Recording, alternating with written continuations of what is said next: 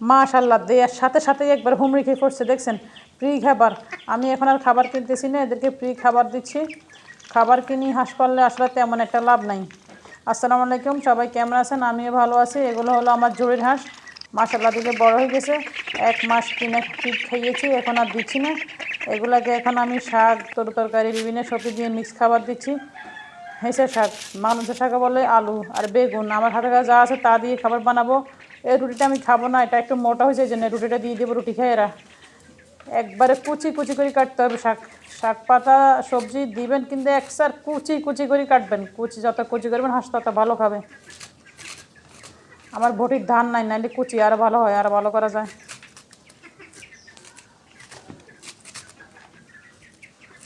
একবার চিকন করে কাটবেন, আর হাত দিয়ে খেয়াল রাখবেন, বেশি কুচি করতেছে আবার হাত কাটবেন না। একেবারে ফ্রি খাবার খাওয়াই এদেরকে বড় করব। কিনে খাবার আর বেশি একটা দিব না, অল্প একটু কিনে খাবার আছে, ওই যে খাবার না খেলে দিয়ে একটা পরে একটু উপর দিয়ে ছিঁড়ে দিলে ওই গন্ধে গন্ধে খাবার খাই ফেলে। শাক কাটা শেষ, একটু আলু কুচি করে দিচ্ছি। আলু আবার বড় পিস হলে খায় না, শাক সবজি বড় বড় পিস হলে দেখতাম খায় না, এই জন্য একবার মিহি করে দিলে খায়। মেশিনে কাটলে মানে আর ভালো হয়। আমার যেহেতু অল্প কাটা হাঁসের বাচ্চা, মেশিন নেই, বটি দিয়ে কাটছে। বটিটা ধার নাই, খুব ধার কম। আলুটা একবার ছোটো ছোটো করে কেটে নিলাম, পরিমাণ মতো দিচ্ছি, শাক একটু বেশি দিচ্ছি, আর একটা বেগুন দিচ্ছি সাথে। সবজিগুলো আমি কিনি না, বিভিন্ন জায়গা থেকে সংগ্রহ করে নিয়ে আসি, যে শাকগুলা রাস্তা থেকে একটু কুড়িয়ে নিয়ে আসছি। আর বেগুন আমার ছাদের, আলু তো ঘরে থাকে প্রত্যেকের। দেখছেন এটা পোকা ধরছে।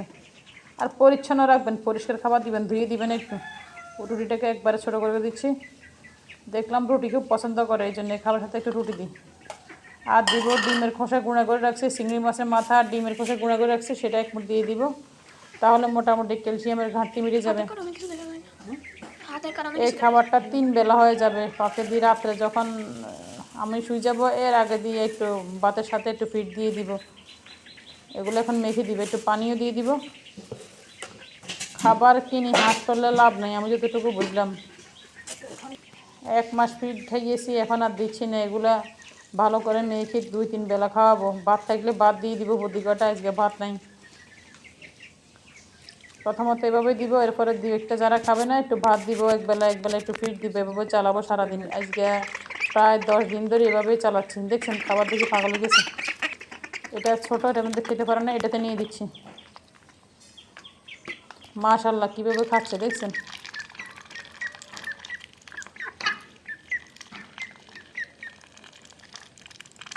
আপনারাও পারেন এভাবে, জায়গা থাকলে ভাড়াতে 2-4টা হাঁস মুরগি, 2-4টা কবুতর এগুলো পালতে।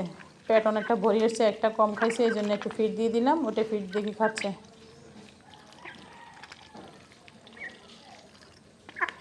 বাসা আসলে অনেকে বলে হাঁস পালা কষ্ট, বাঁচি থাকলে তো কষ্ট হইলেও সার্থক হয়, মারা গেলে তার কিছু করার থাকে না। সবাই ভালো থাকবেন, আল্লাহ হাফিজ।